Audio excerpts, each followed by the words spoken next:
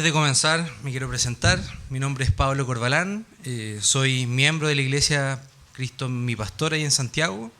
Y bueno, he asistido un par de veces a su linda iglesia. Estoy muy feliz, muy honrado de poder predicar la palabra de Dios con ustedes y para después también compartir un rico tiempo juntos. Y antes de comenzar, quisiera partir con una breve historia. En días muy antiguos, una familia vivió una terrible hambruna que azotó la tierra. Esta familia de dos padres y dos hijos, un padre y una madre y sus dos hijos, buscando alimento y esperanza, dejaron su hogar y viajaron a un país extranjero. Ahí sus hijos se casaron con mujeres del nuevo país y aunque encontraron sustento y felicidad, la vida comenzó a traer dolor. Primero murió el esposo, dejando a la mujer viuda. Y luego murieron sus hijos, que ya se habían casado con estas dos mujeres. Ahora, de esta familia que partió al lugar extranjero, habían 3 mujeres viudas intentando compartir alegrías y penas. Para la suegra, la pérdida fue devastadora. Todo lo que había conocido parecía desmoronarse. Pero algo especial empezó a crecer entre estas mujeres. Ya no eran solamente unas suegras y unas nueras, sino una familia unidas por el dolor, por el amor. Al enterarse de que la hambruna en su país había terminado, la suegra decidió regresar y un día se reunió con sus nueras y les dijo: hijitas, ustedes han sido muy bondadosas conmigo, pero no puedo pedirles que sigan sufriendo a mi lado. Regresen con sus familias donde puedan rehacer sus vidas. La primera, con lágrimas en los ojos, besó a su suegra y partió. Ella amaba a su suegra, pero sabía que debía rehacer su vida, que tenía que seguir con su propio camino. Y la segunda, con el corazón lleno de amor y fidelidad, le dijo: no me pidas que te deje. Donde tú vayas, iré yo. Donde tú vivas, viviré. Incluso estoy dispuesta a volver a tu país contigo, y tu Dios será mi Dios, y nada, ni siquiera la muerte, nos va a separar. La suegra quedó sin palabras. En ese momento entendió que la segunda nuera ya no solo era la viuda de su hijo, era su familia, en el sentido más profundo. No había lazos de sangre entre ellas, pero había algo más fuerte, una decisión mutua de permanecer en amor. Y todos saben de qué historia estoy hablando, de Ruth, ¿no es cierto?, de Noemí, de Orfa. Y bueno, la pregunta que esto nos hace es, esta historia nos deja una enseñanza, de que la familia a veces no es siempre con quien compartimos un linaje, un apellido, sino con quienes elegimos construir una relación más profunda, un vínculo mayor. La suegra y su segunda nuera lo entendieron, y su fidelidad transformó sus vidas. Y queridos amigos y hermanos, ese vínculo perfecto lo podemos tener tú y yo, y lo podemos tener con el Señor Jesucristo. Él es el vínculo mayor, el vínculo perfecto. Y el texto que hoy nos presenta, Mateo 12, 46 al 50, nos cuenta de esta familia profunda. Así que vamos a leerlo. Versículos 46 al 50 dice, yo lo voy a leer en la Nueva Versión Internacional para que sigan conmigo la lectura, pero seguramente hay cosas distintas. Mientras él aún hablaba a la gente, he aquí su madre y sus hermanos estaban afuera y le querían hablar. Y le dijo uno: he aquí tu madre y tus hermanos están afuera y te quieren hablar. Respondiendo él al que le decía esto, dijo: ¿quién es mi madre y quiénes son mis hermanos? Y extendiendo su mano hacia sus discípulos, dijo: he aquí mi madre y mis hermanos. Porque todo aquel que hace la voluntad de mi Padre que está en los cielos, ese es mi hermano y mi hermana y mi madre. Oremos al Señor. Padre Celestial, te damos infinitas gracias, porque por la fe en nuestro Señor Jesucristo, ahora somos parte de tu familia, Señor. Somos hijos adoptados, que te quieren seguir, que te quieren honrar, que te quieren escuchar, que quieren hacer tu voluntad, Señor. Haz que tus palabras en esta hora sean tomadas por tu Espíritu Santo y puestas en nuestros corazones, como una semilla en tierra fértil, Señor, que da mucho fruto para tu gloria, Señor. Oramos en el nombre de Jesús. Amén. Amén. Bueno, le he puesto por título a este sermón: la verdadera familia de Jesús, la familia de la fe, ¿no es cierto? ¿Qué título más apropiado? Y para esto vamos a ver dos cosas: el contraste de las reacciones al Rey Jesús y a su ministerio. Porque hasta aquí, en el capítulo 12 de Mateo, cuando uno lee Mateo 11 y 12, vemos el contraste al ministerio de Jesús. En el capítulo 11 se nos presenta al Mesías como rechazado, como burlado. Juan el Bautista llegó a dudar. Dijo, ¿esperaremos a otro? Y el Señor le mandó a su mensajero para decirle, no, yo soy, ¿cierto? Otras ciudades como Corazín, Betsaida y Capernaum, en las que él había predicado, lo rechazaron. Y esto tiene un contraste al final del capítulo 11 con la oración del Señor a su Padre, cuando dice, gracias Padre, porque le ocultaste tus verdades a los poderosos de este mundo, pero se las revelaste a los niños. Y ahí vemos el primer contraste en el capítulo 11. Y el capítulo 12 no es distinto. El capítulo 12 también nos muestra un contraste. Primero Jesús alimenta a sus discípulos un día sábado, les dice que es lícito. ¿Y qué pasó? Recibió oposición. Luego sanó una persona con la mano seca y los fariseos comenzaron a confabular para destruirle. Oposición.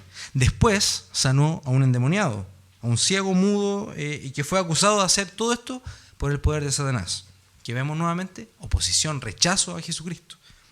Sin embargo, en este pasaje el Señor habla de su verdadera familia. Habla de los que le siguen y obedecen sus palabras. Y por eso vamos a ver tres ideas. En primer lugar, la familia terrenal de Jesús, su madre y sus hermanos físicos, que no le seguían ni le obedecían. En segundo lugar, la familia espiritual de Jesús, aquellos que sí le siguen y lo obedecen. Y luego vamos a ver en tercer lugar la esperanza de nosotros como familia de la fe. Porque hasta aquí, y como vamos a ver más adelante, tú te vas a preguntar, pero yo no soy un verdadero seguidor de Jesús porque peco, porque a veces no le escucho, porque a veces me arranco. Pero ahí tenemos una esperanza de que si tú y yo somos hijos de Dios, vamos a ser capacitados por su poder para hacer su voluntad. Por eso nuestro primer punto dice, versículos 46 al 47, mientras él aún les hablaba a la gente, he aquí su madre y sus hermanos estaban afuera y le querían hablar. Y le dijo uno, he aquí tu madre y tus hermanos están afuera y te quieren hablar. Hermanos, lo primero que el texto nos dice en el versículo 46 y 47 es que la familia terrenal de Jesús, su madre y sus hermanos, estaban fuera. Mientras Jesús enseña, ellos están fuera. Y lo más probable, cuando uno lee Marcos, por ejemplo, es que Jesús estaba en una casa. Estaba lleno de gente, la gente estaba sentada y la familia, María en este caso con sus hijos, no podían entrar donde estaba Jesús. Tal vez Jesús estaba ahí, estaba lleno de gente y ellos no podían acceder a él. Entonces lo que el texto nos dice es que ellos estaban fuera. Estaban esperando que Jesús terminara su enseñanza. Y esto, queridos, es realmente terrible. Es realmente terrible. Un erudito bíblico llamado R.T. France dijo que en este pasaje Mateo no nos dice cómo la familia de Jesús había reaccionado a su enseñanza, pero que describiéndolo fuera del círculo de los discípulos, sugiere que al menos no estaban comprometidos con él. La familia terrenal de Jesús lo había visto desde su nacimiento. Había visto su niñez, su adolescencia y parte de su adultez. Ellos habían comprobado cuán santo, cuán respetuoso, cuán bueno era el Señor. Cuánto honraba a sus padres. Cuánto se había memorizado la palabra.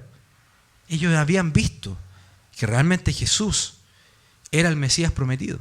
Sobre todo, ¿por qué? Porque habían recibido el mensaje de los ángeles. Habían sido testigos oculares de los anuncios proféticos que se le habían dado a Jesús.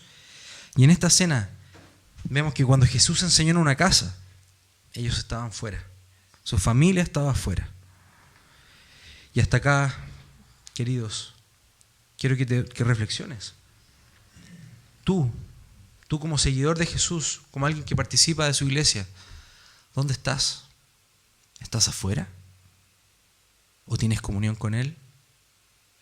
¿Estás afuera? ¿Estás esperando las cosas que sucedan? ¿O realmente estás comprometido con su causa?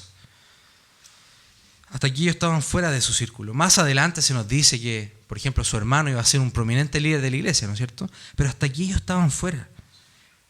Santiago, el que estaba en el concilio de Jerusalén, él estaba afuera del círculo de los discípulos.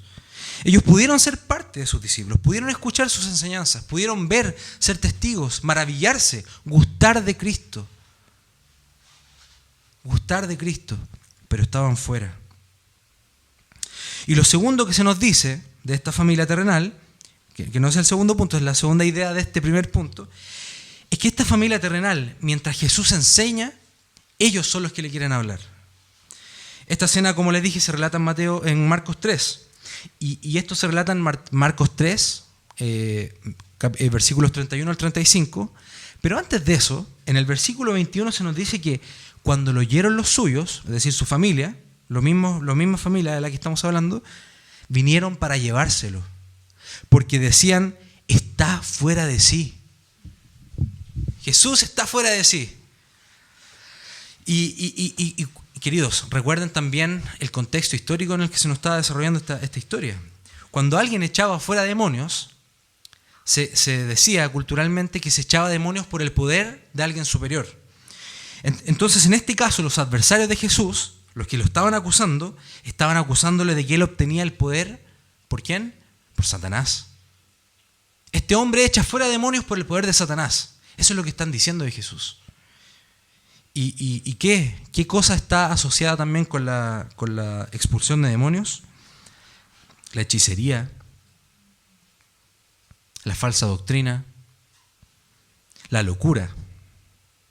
La locura era asociado con esto. La posesión de demonios estaba muy asociada con la locura. Y se pensaba que los falsos maestros, inspirados por demonios entonces, debían sufrir la pena capital, básicamente. La ley en Deuteronomio 13, por ejemplo, nos dice que la pena oficial por engañar al pueblo de Dios era la muerte. Entonces, por un lado, efectivamente, la familia de Jesús está afuera, pero también estaban preocupados. Tal vez con una mala razón, pero estaban preocupados. La familia de Jesús tenía motivos para encontrarlo antes de que lo hicieran los líderes, los expertos legales. Porque ellos podían tal vez exigirle a Roma de que este hombre que dice ser el Mesías y que obra por el poder de Satanás está engañando a nuestro pueblo. Ellos no podían hacer uso de esta pena de muerte, pero sí lo podían exigir a Roma, que eventualmente lo hicieron más adelante. Pero ellos tenían esta razón para hacerlo. Y su familia terrenal veía que Jesús se estaba convirtiendo en un peligro para sí mismo. Querían matarlo, querían destruirlo, querían reducirlo a nada porque estaba predicando locuras. Entonces piensen esto.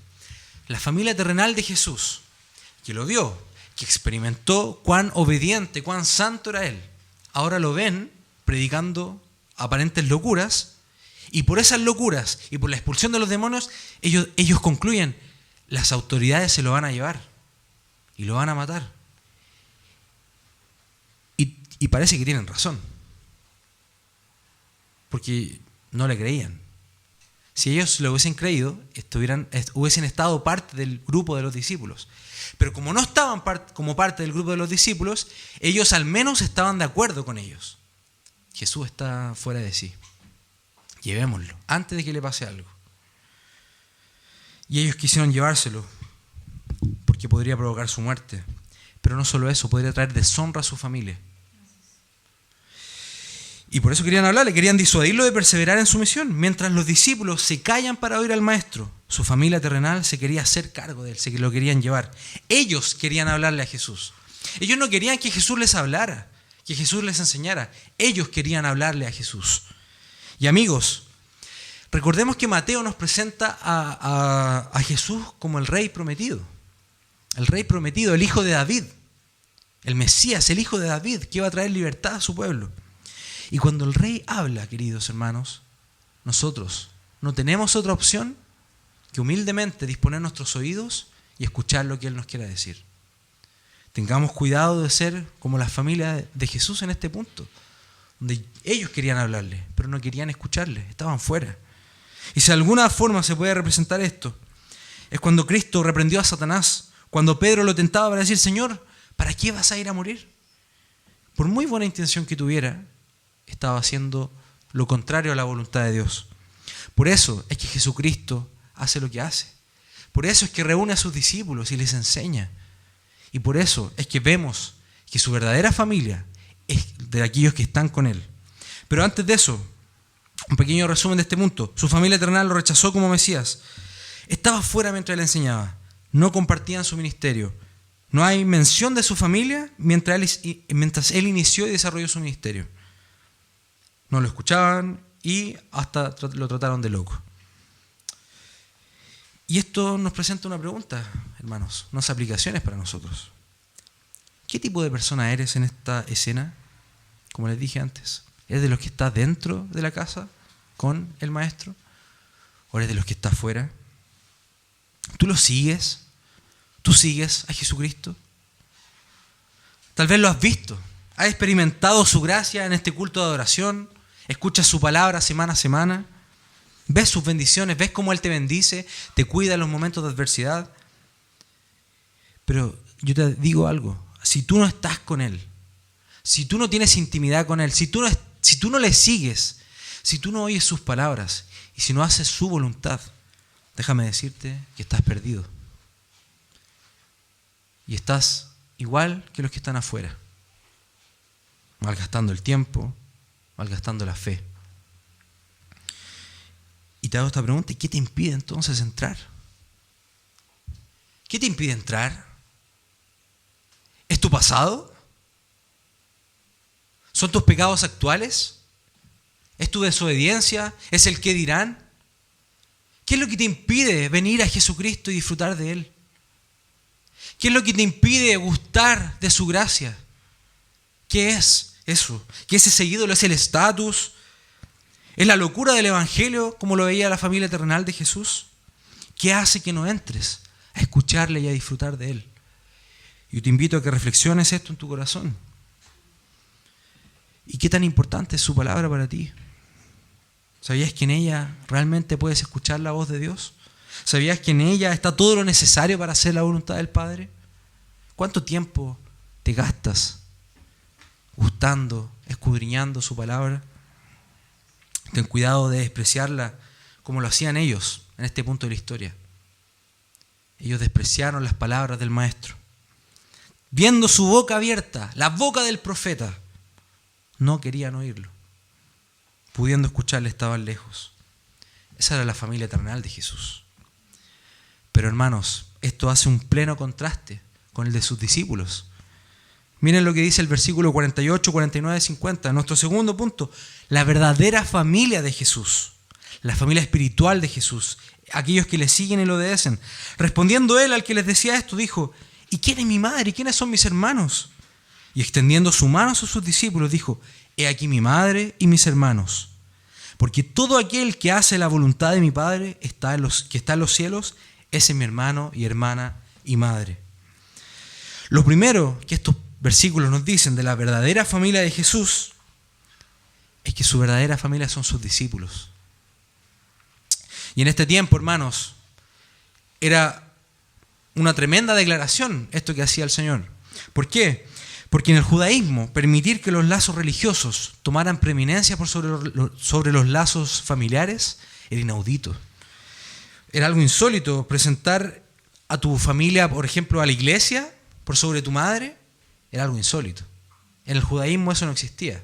¿Por qué? Porque ellos tenían arraigado el concepto de honra a tu padre y a tu madre. Para ellos la honra, el respeto, la autoridad de los padres era algo súper especial. Y cuando Jesús dice esto, ¿qué pasó acá? ¿Cómo que su verdadera familia son sus discípulos? Si su familia está afuera. Pero el Señor lo que está haciendo aquí, hermanos, es una hipérbole, es una exageración retórica. Lo que está haciendo no es rechazar a su familia terrenal. No está diciendo, ellos ya no son mi familia. No, sino que está exponiendo sus prioridades. Jesús afirma que sus discípulos son su verdadera familia. ¿Por qué? Porque ellos son los que creen en Él, los que le siguen, los que le oyen y por sobre todas las cosas, los que hacen su voluntad, que no es suya, que es la voluntad de su Padre, que es una. Porque el Señor no vino a demoler la ley y los profetas. Él está en plena concordancia con lo que su Padre le había entregado a su pueblo.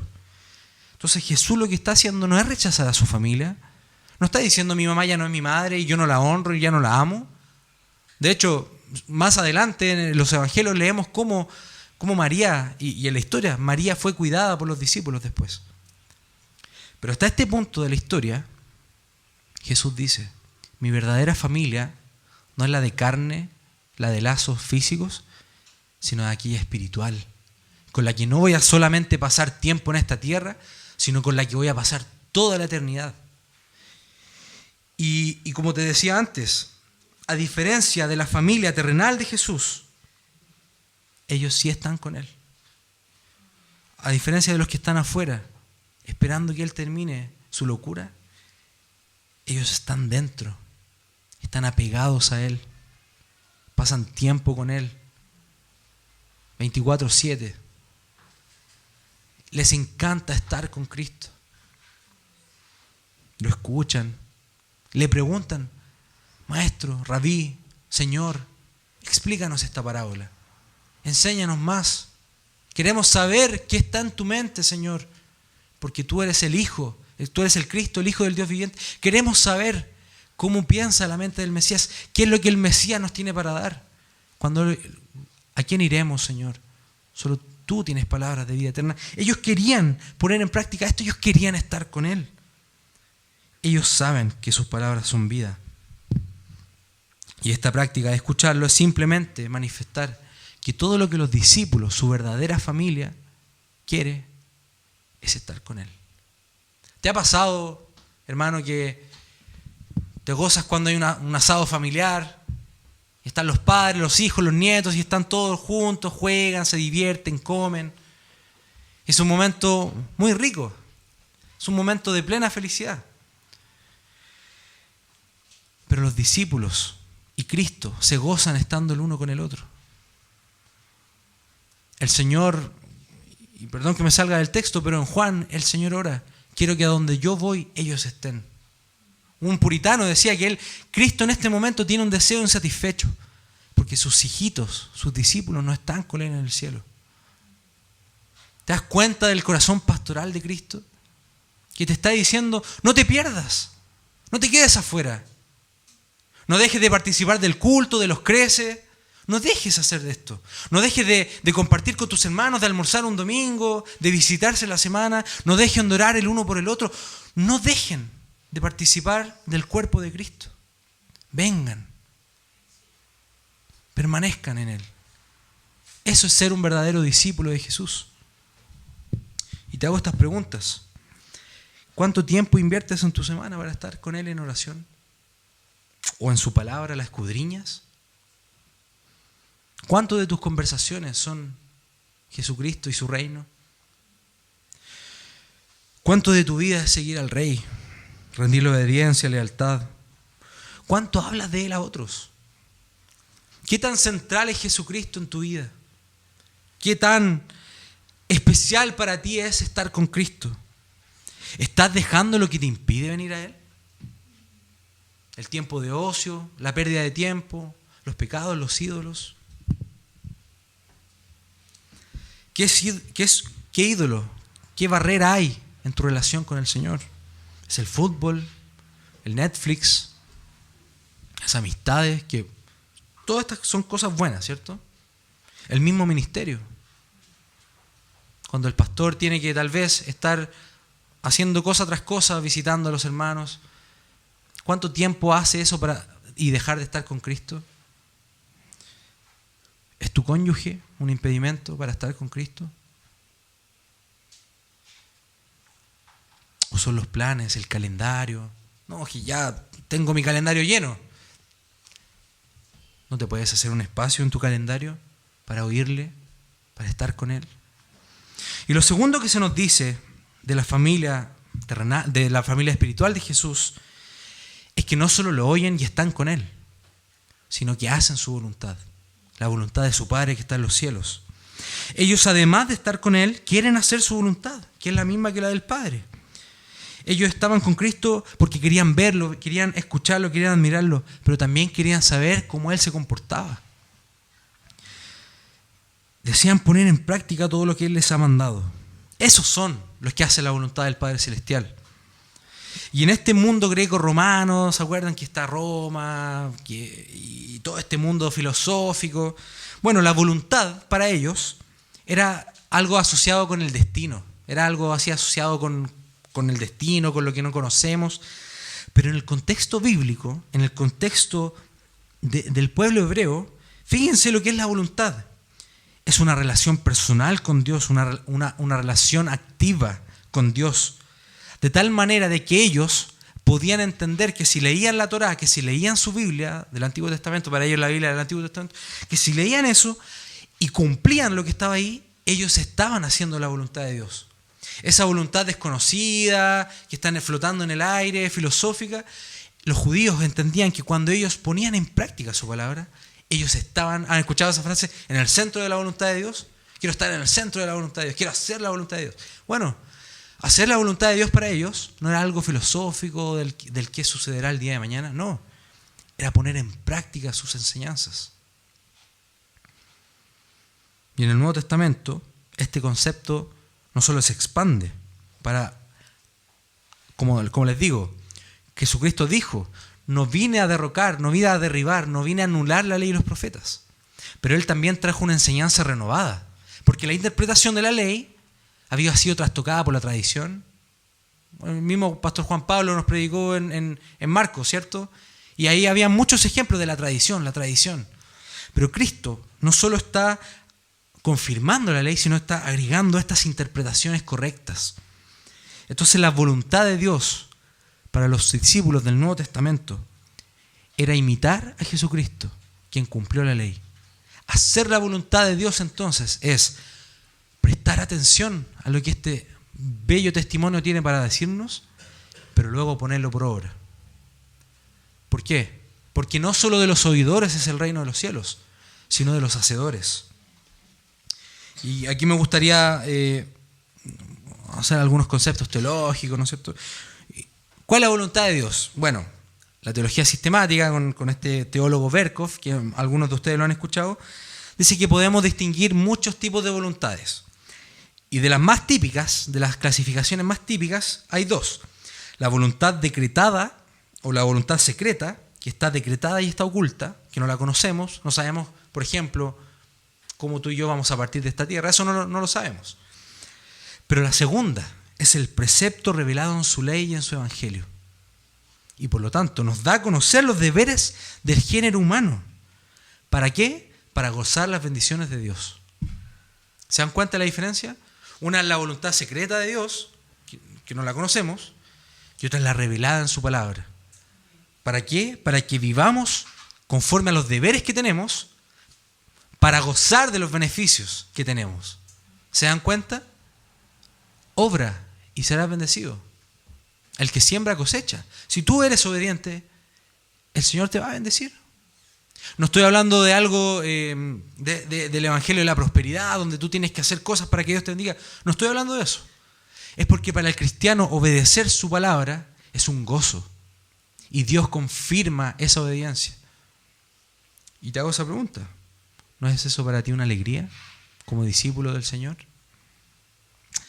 Amigos, la voluntad de Dios está completamente clara en su palabra. No necesitamos escuchar nuevas revelaciones, consejos, no necesitamos ir al tarot, a nada de esas cosas.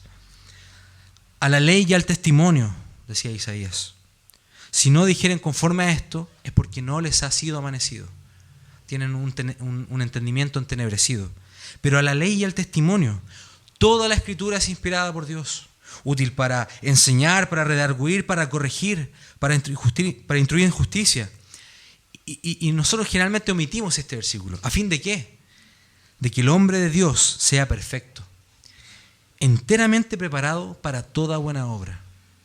¿Quieres ser un discípulo aprobado? ¿Quieres ser perfecto en el sentido de los deberes para con Dios?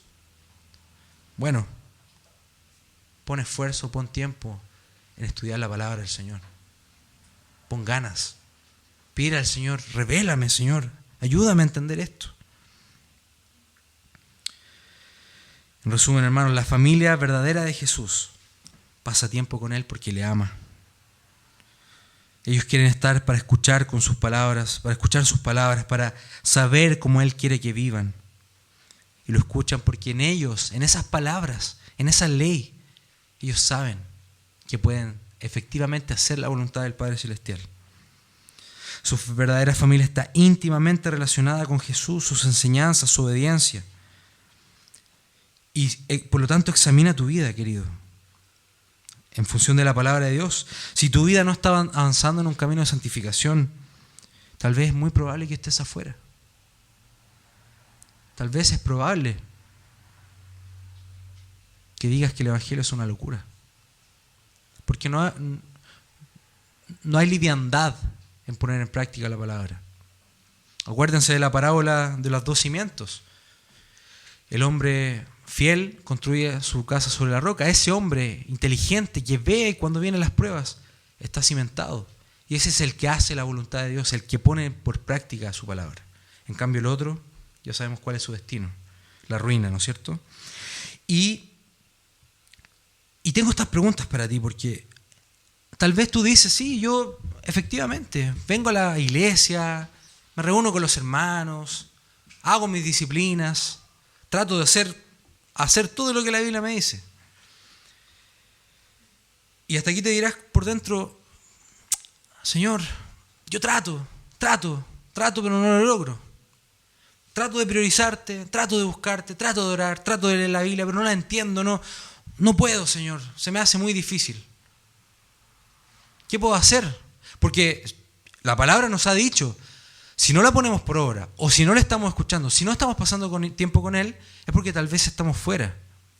Pero de los que están adentro, de los que fallan, de los que sí realmente quieren entender la Biblia, quieren ponerla por obra, pero les cuesta, ¿hay alguna esperanza para nosotros? Y yo te quiero decir que sí. Que hasta acá te dirás por dentro, no soy tan santo como otros, he pecado, sigo pecando, seguiré pecando, yo no soy como los discípulos que estaban con Él, que después fueron apóstoles.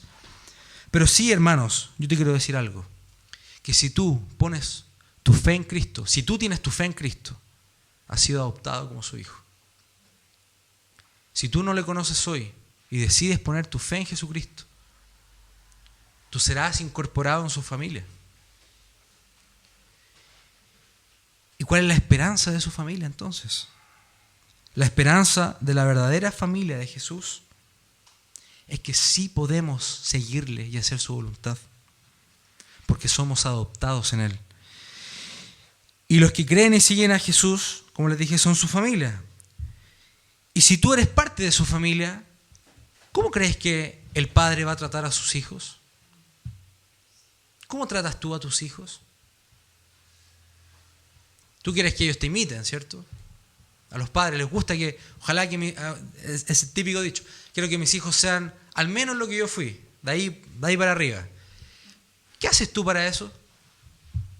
Bueno, le enseñas a hablar, le enseñas a caminar, le enseñas a hablar como tú hablas, lo corriges si no habla como tú, lo retas si no se comporta como tú.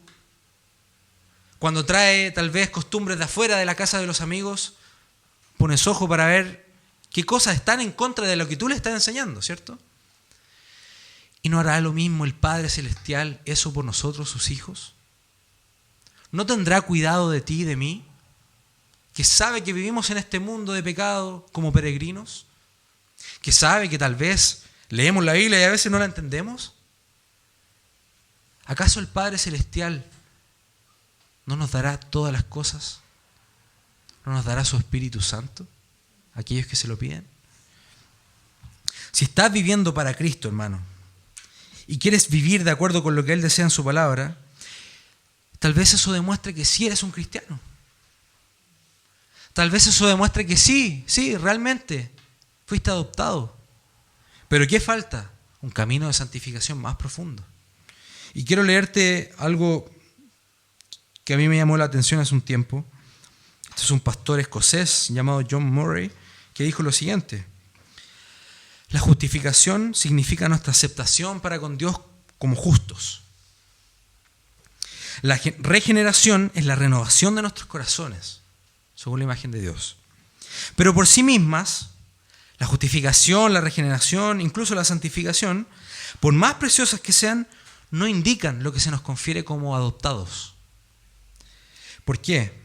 Porque como adoptados llegamos a ser hijos, no solo del Dios que nosotros creemos que hemos hecho a nuestra imagen, sino del Dios todopoderoso, creador y sustentador de todas las cosas. Y cuando somos incorporados a la familia del sustentador, creador, todopoderoso de todas las cosas, recibimos los privilegios de Él. Mas a cuantos lo recibieron, a los que creen en su nombre, les dio el derecho de ser hijos de Dios. Y esto es la muestra de amor más grande que Él nos ha dado. Mirad con cuán gran amor nos ha amado el Padre, que seamos llamados hijos de Dios. Y eso somos. Llegamos a ser hijos de Dios porque se nos otorga un derecho, un privilegio, una potestad. Y esto es de aquellos que creen en el nombre de Jesús. La adopción, como lo indica claramente el término, es un acto de transferencia. Ya no somos hijos de Satanás, de este mundo. Ya no somos esclavos del pecado, hermanos. Ya no estás capacitado solamente para pecar. Por el contrario, has sido injertado, has sido traído a la familia de Dios. Y Dios es tu Padre. El que creó los cielos y la tierra es tu Padre. ¿No te dará todas las cosas necesarias? No solamente para tu vida física, el pan, el alimento diario, sino también una porción del Espíritu para poder avanzar en el camino de santificación. Y es solo cuando esa convergencia del testimonio de la Escritura y el poder del Espíritu que desciende del Padre para sus hijos, que es enviado por Cristo y por su Padre para sus hijos, es ahí cuando podemos decir, Abba Padre. Es ahí cuando podemos poner nuestra confianza en Cristo, caminar y decir, ya no soy esclavo del pecado, ahora puedo caminar en obediencia. Ahora soy capacitado para efectivamente todos esos ídolos, todas esas barreras, sacarlas de mi vida y estar con Cristo. Ahora como hermano menor de Cristo, como hermano del primogénito, ahora puedo estar con Él. Y ya no soy esclavo de todas esas cosas que dijimos antes. Ahora sí puedes estar en la mesa con Él. Ahora sí puedes gustar. Porque fuiste traído no por tus propios méritos, fuiste traído a su mesa. Ahora tienes todas las bendiciones espirituales en Cristo. Fuiste sentado en los tronos celestiales con Cristo. Ahora estás capacitado, tienes el poder para avanzar en tu camino de santificación.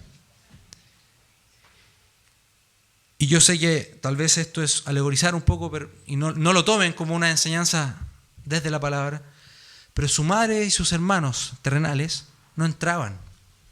No solamente porque había mucha gente, ¿cierto? Que tal vez es una especie de señal de cómo ellos estaban espiritualmente.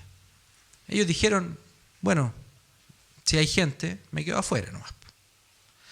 Pero vemos en otras partes de la Biblia que hay personas que creían de tal manera en Jesús que se hicieron espacio para entrar y si tan solo tocara el manto, el borde de su manto, si tan solo poder verlo. Y esta debe ser nuestra actitud, hermanos. Pero conscientes de que ya no hay impedimentos para entrar a Él. Ya no hay una multitud, una puerta que nos separe para tener comunión con Él. Efectivamente, estábamos, como lo leímos hace un rato, estábamos afuera, hijos del príncipe de la potestad del aire, pero ya no más. Porque si tú decides poner tu fe en Cristo, en Él y solo en Él, vas a ser incorporado en su familia y te vas a sentar en su mesa. Y ya no habrá multitud, no habrá barrera, no habrá pecado, no habrá nada que te impida estar con Él. Esto créelo, porque cuando tú eres adoptado en la familia de Dios, tienes a su Espíritu Santo dentro de ti que te capacita para buscarle. Y esto es un gran consuelo para nosotros, porque a veces dudamos de nuestra salvación, dudamos de nuestra obediencia, dudamos de nuestro caminar, pero su Espíritu Santo nos trae a su mesa y nos da plena comunicación, plena relación y plena intimidad con el Señor. Y en segundo lugar, queridos, la esperanza del cristiano es que si ha sido adoptado, como les dije, puede hacer su voluntad. Y fíjense cómo lo hicieron los discípulos. Porque como leímos antes también con Juan, con la lectura, todas estas cosas fueron puestas en la Escritura para nuestra enseñanza, ¿cierto? Y fíjense lo que dice el Evangelio, cuando el Evangelio data, cuando es llamado Pedro y su hermano y después Juan y su hermano. Miren lo que dice. Y les dijo, venid en pos de mí y os haré pescadores de hombres. Ellos entonces, dejando al instante las redes, le siguieron. Te hago una pregunta. Cuando el Señor los llamó, ellos dijeron, sí, Señor, hoy es viernes, dame hasta el lunes, voy a ir a dejar las redes donde mis padres, voy a arreglar el barco y voy a hacer mi maleta y te voy a seguir. Al instante le siguieron. Y cuando Juan, pasando de allí, vio a otros sus dos hermanos, Jacobo, hijo de Zebedeo, y Juan su hermano, y en la barca con Zebedeo su padre, que remendaban sus redes, los llamó. Y ellos al instante dejaron la barca. ¿Y saben qué más dejaron? Dice, y dejaron a su padre y le siguieron. Y esta es nuestra esperanza también, hermanos. Que si tú amas a Cristo, que si tú estás en Cristo, que si tú pones tu confianza en Él, no hay barca, no hay red, no hay padre y madre en este mundo que te pueda apartar de Él. Si Él te llamó, tú vas a estar con Él. Si Él te llamó, y a veces lo han negado como Pedro, a este que llamaron, yo te aseguro que si tú eres un hijo de Dios, vas a ser su discípulo. Así como lo veremos más adelante, como el apóstol, como Pedro llegó a ser un apóstol, ¿cierto? Esta es la esperanza del cristiano entonces, que es sentado a la mesa con Cristo y es capacitado por su Espíritu para seguirle, para obedecerle. Entonces, quiero hacerles algunas aplicaciones finales, quiero darles algunas aplicaciones. Estamos ante un llamado de dos caminos, no hay más caminos. No seamos como aquellos que están fuera, que no les ha sido amanecido, que son necios, que viendo al Maestro, que escuchando su palabra deciden quedarse fuera. Por el contrario, sigámosle. Veamos a Cristo, a nuestro hermano mayor, a nuestro Señor. Y pasemos tiempo con Él, dediquémosle nuestra vida a Él, dejando lo que haya que dejar para estar en plena comunicación con Él, en plena relación con Él. Sea lo que sea, querido hermano, hermana, sea lo que tu vida te esté trancando esa relación con Dios, hay que dejarla de lado. ¿Por qué? Porque Él quiere unidad con Él y con su cuerpo. Quiere que estés unido a Él y a su iglesia. Escúchale en oración, háblale en oración, escúchale en su palabra, lee su palabra. Solo en ella podemos aprender a hacer la voluntad del Padre Celestial. Nútrete también con la familia de Dios. El discípulo es como un hierro que se afila con otro y lima asperezas. Y tal vez es necesario que juntos se reúnan cada vez más y se exhorten. Porque tal vez tú te has dado cuenta de que tu hermano está débil y tienes que animarle. O tal vez te has dado cuenta de que tu hermano está en pecado y tienes que corregirle en amor, mansedumbre. Pero esto también es el beneficio de ser parte de la familia de Dios. Porque no hay solo un discípulo adentro con Él. Hay varios discípulos. Nútrete con la familia de Dios. Participa del culto, como te lo dije. No te pierdas los creces. Invita a tus amigos cristianos a comer un rico asado, a tener una comunión con ellos. Visítales, anímales, llámalos. Profundiza tus relaciones en la fe. Y quiero hacer otras aplicaciones porque muchas veces leemos esto correctamente de nuestra perspectiva de discípulos. Pero aquellos que tal vez como Jesús en esta historia tienen una familia hostil al Evangelio. ¿En tu familia hay quienes te persiguen por esto? ¿Por esta locura llamada cristianismo? ¿Has sido objeto de burla en tu familia, con tus amigos? ¿Te han tomado como a Jesús, como un loco, como un fuera de sí? Déjame decirte que si es así, si tu familia aborrece lo que tú amas, ven a Cristo. Que en Él hay una familia mayor, más grande, más plena. Ven a Cristo. Si has sido abandonado cuando pequeño, o tal vez te dejaron, o tal vez tus hermanos te estiman como un loco, ven a Cristo. Acá hay más locos como tú, que están amando esta locura llamada Evangelio, que están amando al Salvador. Ven a Cristo, encontrarás una familia. Todo aquel que haya dejado casas, o hermanos, o hermanas, o padre, o madre, o hijos, o tierras por su nombre, recibirá 100 veces más y heredará la vida eterna. Y otras aplicaciones para aquellos que tal vez sí tienen una familia cristiana. Te hago estas preguntas. ¿Has dado gracias a Dios porque tu familia terrenal también es tu familia espiritual? ¿Te habías dado cuenta de ese privilegio que tienes y que tal vez no todos tienen? Que tu padre es tu hermano en la fe, que tu hermano es tu hermana en la fe. ¿Has dado gracias a Dios porque adoptó a tus padres y a tus hermanos como sus hijos? ¿Te has dado cuenta del privilegio que tienes? ¿Los estás ayudando a progresar en el caminar cristiano para que juntos hagan la voluntad del Padre? ¿O qué ejemplo está haciendo para ellos tal vez? ¿Está siendo un buen ejemplo? ¿Está siendo ejemplar en la forma que haces tus negocios, tus relaciones, tus amistades? ¿Los estás ayudando a progresar en este caminar? Queridos, para concluir, este pasaje nos enseña que debemos procurar ser parte de la familia de Dios. La verdadera familia de Jesús no era su familia terrenal, sino la espiritual. Sus discípulos son aquellos que anhelan estar con Cristo, que anhelan escucharle y hacer su voluntad. Y esto lo podemos hacer porque somos adoptados en su familia por la fe. Y quiero terminar, para terminar, quiero hacer esta pregunta. ¿Has puesto tu fe en el Salvador? ¿Tú has puesto tu fe en el Salvador para ser parte de esta familia que gozará la vida eterna y una vida sobreabundante? Reflexiona en tu corazón y te invito a meditar en ello.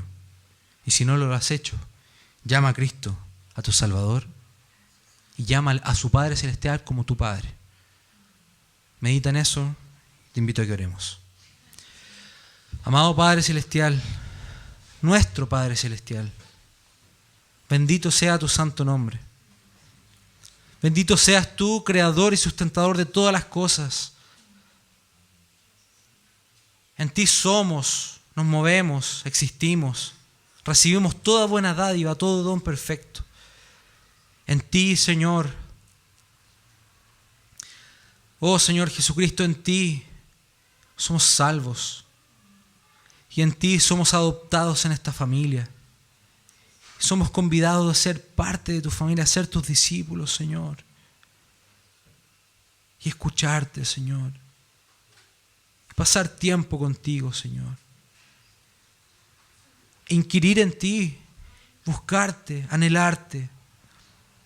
Señor, si hay alguno que está fuera del círculo de Cristo, de su familia, yo te ruego que lo traigas, Señor. Tu Espíritu Santo, que obre un milagro en este momento y lo traiga a tu familia. Y yo te ruego, Señor, por sobre todas las cosas, que para aquellos que somos tus hijos nos des esta esperanza y esta seguridad de que sí estamos en ti, Señor. Y que nos ayudes a progresar en nuestro caminar cristiano, que nos ayudes a seguirte, a escucharte, a priorizar tu palabra, a priorizar tener relaciones con la familia de la fe y no con otros, Señor.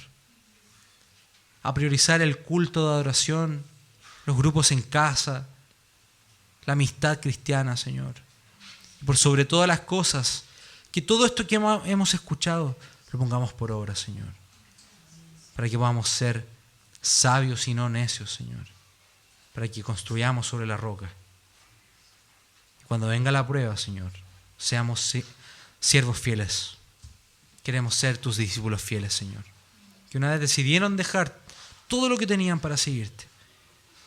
Pero no solamente una vez, sino por el resto de nuestras vidas, Señor. Ayúdanos. Y a ti sea la gloria, Señor. Porque tú nos salvaste. Porque tú nos alimentas cada semana con tu palabra. Y porque tú, Señor, pones y aderezas nuestra mesa.